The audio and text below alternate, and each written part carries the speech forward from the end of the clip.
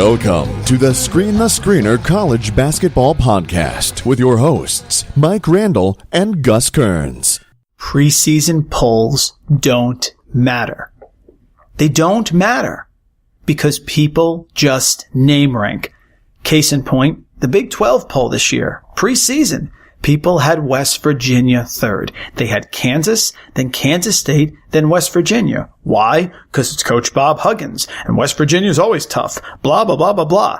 Forgetting the fact that they lost Javon Carter, and they lost Daxter Miles, and they lost an all-senior backcourt and most of their scoring, and they're a team that presses full court with unproven guards. Doesn't surprise me that West Virginia's at the bottom of the Big 12 right now. No surprises. Take a look at the SEC. Who'd they put last? Ole Miss, the Mississippi Rebels. Here comes Kermit Davis. Did a nice job at Middle Tennessee State for 16 years, but that's Conference USA, and that's not the SEC. Baloney. Cut it out. Last year, SEC, you should have learned your lesson, because last year in the preseason poll, you had Auburn 9th, and you had Tennessee 13th. And what happened? They both ended up tying for the SEC regular season championship. So you didn't learn your lesson. You put Ole Miss down there on the bottom, and what's happened? Kermit's happened. Kermit Davis has done a phenomenal job, and he's taken his players with all these great scorers. Breein Tyree with moves that go this way and you go that way, and Terrence Davis, and tremendous scorers. And you know what he's done? He's won on the road at Vanderbilt. He's won on the road at Mississippi State, their rival, and he blew out Auburn at home. 3-0 for the Mississippi Rebels, 13-2 overall, and that's why you need to actually think. You can't sit there and just name rank teams. You have to go deeper. Did Kermit Davis not prove to you that he could win when he was at Middle Tennessee State, and as a 15 seed, they upset Michigan State, who was a 2 seed, and oh, by the way, was the pre-NCAA tournament favorite to win the championship that year? To win the championship, the favorite? Which is why Kermit Davis is still the maestro of the biggest upset in NCAA tournament history. It is not UMBC. It is not their win over Virginia. Why? Because Virginia was missing DeAndre Hunter.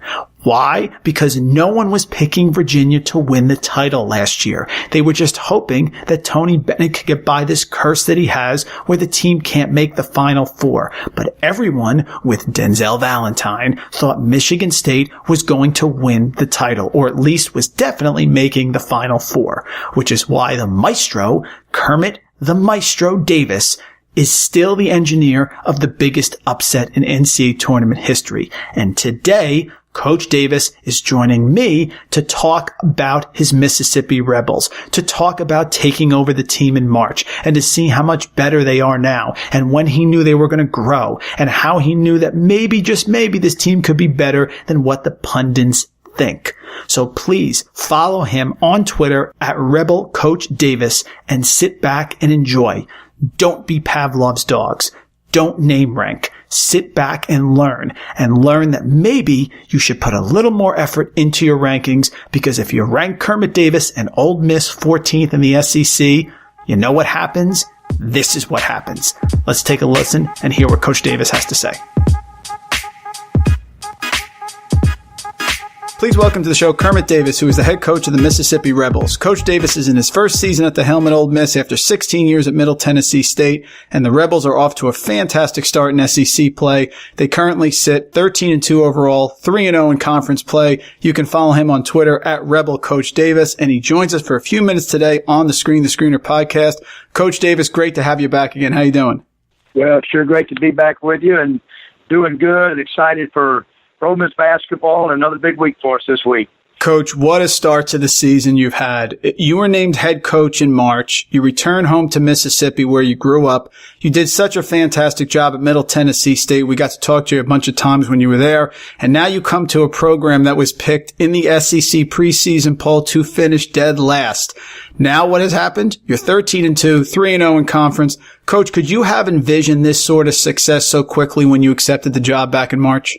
You know, to be honest, gosh, to be nationally ranked 18th or so in the country, and, you know, at this point, you know, in the first year, I'd like to tell you I would, but I thought our team could be much improved, but this really is. It's an unbelievable start. So happy for our players and really happy for the fans. So it's great to see a lot of excitement back in basketball again. You know, there's no easy games in this conference. I think it's the toughest basketball conference in the country, but your start specifically has been very tough. You had 2 road games and then a home game against last season's co-SEC regular season champion Auburn. And then you had maybe the best win of the year so far this past weekend, 81-77 at rival Mississippi State. What were your keys to navigating the early part of this stretch in the SEC when you had 2 tough road games there in the first 3? Yeah, I think that all of the things that you try to put your team through in practice from June, July, August, all the way through now, you're trying to prepare your team to win on the road. And that's all we talked about. We talked about it all the time in Middle Tennessee. It was Conference USA, but it's all relative about trying to be built to win on the road and try to be built to win on the road at the best places in your league. And Vanderbilt, as we all know, is a real hard place to win at. And both road wins, we have gone through some pockets of adversity, gotten down in both games, absorbed foul trouble, certain guys not playing great, but then responding and playing better toward the end of the game. So, it's a testament just to kind of toughness and fortitude, and our guys have responded well and being a good practice team. You know, Coach, you went to Canada in the off season, and I heard you talk about this recently, how important that trip was for the growth of your team on the court and then mentally bonding off the court. I think, as you said, that was a great foundational piece for your success this year, correct? No doubt. I mean, for a new program, just the timing was lucky that this was our time, that the 4th year we could do it. And when I knew we were available, I said, we got to do it. And we left some bad basketball in Canada, like a lot of teams will do in August. We found out a lot about ourselves, what was good. I found a lot about how to coach our team better. And from there to now, I've had a lot of teams that have done a lot of improving. Alabama had a team to improve from like August 5th or 6th or 10th all the way to now. And that's just a testament of work for those guys. You know, it's funny. I heard you talk about one of the games up there. You were behind real early by something like 20 points or something like that. And you turned to an assistant and said, gosh, how are we going to do this year, right? But you grew from that. You grew from those experiences. Yeah, we're down 44-17 to the Ottawa Bee Gees in the second quarter. So, we hold Auburn, who's one of the best offensive teams in college basketball, like 67 the other night for the game. And we end up coming back and winning the game. But I just looked, I said, oh, my gosh, and so it just helped us. And we ended up coming back. And you know what, really, that helped us a bunch. We got down. It was as sideways as you could get. And then we brought it back, and at least one kind of gave us the confidence in all the ways you can find confidence. We did it. And then from there, we came back in the fall, and we just kind of made some steady progress.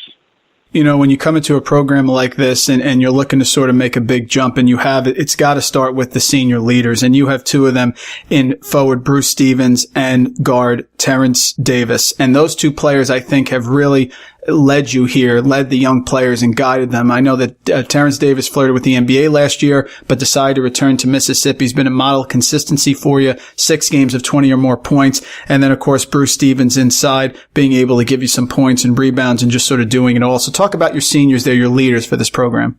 Yeah, I really think, Breein Tyree and Terrence Davis they're very experienced guards and been very vocal in practice. Breein Tyree is probably our loudest voice in the gym. TD has been terrific, with our younger players, Bruce and Dom. So we had 5 guys that came back that played in SEC games, and all the rest of the guys are new. So I just think that, those guys' experiences is invaluable in any locker room, and we had to kind of gain their trust and go through some tough things together, and it's just good to see them kind of flourish and start having some success. And of course, Breein Tyree, for us, we're in New Jersey. He's a New Jersey player. He's taken a huge leap from his sophomore year. He's averaging 17.5 points. He's 40% from 3-point range, 82% from the foul line. He's an explosive player. He had 31 in the win at Vandy. And then he bounced back, Coach, against Auburn. Only had 5 points and was 1 of 10 from the field, but bounced back here after that game for a nice game against Mississippi State. He did. I mean, he's an explosive, compact guard. He got hurt early at Mississippi State with a shoulder. Showed some unbelievable toughness, came back in the game, took it a little bit to kind of get it loose again, and had an unbelievable second half, made the game kind of winning bucket. in the last 30 or 40 seconds, and he just came off this while ago. And what a pleasure to coach. Great young guy. And, Coach, your freshman class has really contributed as well, and that must have been a challenge coming in there in March, a little bit behind the eight ball in terms of recruiting to a certain extent. You got to get things together real quick, but you've had some nice contributions from the freshman players. Yep. I mean, Blake Henson, he's one of the first guys we saw. He reclassified from 19 to 18, and he was a huge get. Great player, obviously 26 points against Mississippi State, but what an unbelievable young guy, great family. KJ Buffin we had signed at middle, and then when they didn't keep, any of our assistants elevated him, then he just, he told everybody he was not going to go to Middle Tennessee, and so we went, and recruited him, and he's had some really, really good moments for us. We love Franco Miller, who's in our class, and he hadn't played yet because of a knee injury. He's out for the year. And we really thought he may have been the guy with the most accolades in the whole class. So we look forward to hopefully getting him healthy for next season. And so, those guys have done well. And, so they're growing up, and they've played a lot of minutes in big games. Coach, talk about your offense. You're so efficient on offense this year. I mean, always you've done a great job wherever you've gone on both sides of the ball. But this year, Mississippi, such an improvement from the past. You're 24th as per Ken Pom in adjusted offensive efficiency. You're shooting over 76% from the free throw line as a team. You're making over 30% from 3-point range. Talk about that. How do you build? Is that a mindset, or how do you work on that in practice and get your players really to buy into sharing the ball and taking the best shot available? That's the biggest thing, is trusting each other and trusting offense. And that's something we were so bad at in Canada. We dribble shot at a bunch, trying to get guys to trust offense, get the ball to third and fourth side. And then finally just started believing that we will score more points if the ball touches more sides. And we're going to be aggressive in the break and try to get early baskets in transition. But when you're playing against set defenses at this level with the shot blockers, and you don't move this defense here in this league, I mean, it's hard. It is hard. You'll run right into folks and have to just make tough shots all night. And so I just think, we got good guards. We got stretch fours that can make a shot. Bruce Stephens is a stretch five. And but the biggest thing is just ball movement, player movement, and those guys, for the most part, are taking really good shots. Coach, it's got to be exciting on campus here. I mean, everyone is into this. I mean, you had a good crowd here the last couple of games, and certainly they're focused now. Everyone has bought in. How do you keep your team level-headed? Because right now you got a tough stretch coming up. You got LSU and Arkansas. You talked about that. Then you go to Alabama. Then you have your game in the Big 12 against Iowa State. You're going to host them at home. So, it's still obviously one game at a time, but I would think, the momentum's starting to build here, Coach. And this is a team where maybe people didn't have expectations, but now you're ranked, and people may start whispering at an NCAA tournament, which you probably don't want to hear because it's too far off. Well, I think the only way that I love the national recognition that our players and team is getting. You love it for your players, number one, your fan base, and obviously how it affects recruiting. That's the three biggest things. And it's our job, the way you grind your teams down and the way if your team is being able to handle expectations and success is during practice. And so today we're right back at it, at 3 o'clock. We start watching edit tapes of LSU and the preparation of LSU, and you've got to keep improving. And so that's the thing, that I know our coaching staff is going to stay grinded right to the floor, because we know exactly what's ahead of us, how much work we got ahead of us, and our team has just got to keep making tons of progress. Oh, Coach, we appreciate a few minutes here. You've always been so gracious with our podcast. I feel like we've grown over the last few years and sort of tailed off your personal success. So we feel a nice connection with you. You're an outstanding coach. You've done a fantastic job. I put my column out today, Coach. I got you as the coach of the year right now. I know you don't care about such stuff, but you've done an amazing job at Ole Miss. We are rooting for you here. Keep up the great work, and best of luck in the SEC. Well, you got a fantastic show, and I always enjoy being with you and look forward to being back here in the future as the SEC run comes down the stretch, okay? Thanks so much, Coach. Go Rebels. Good luck. Thank you.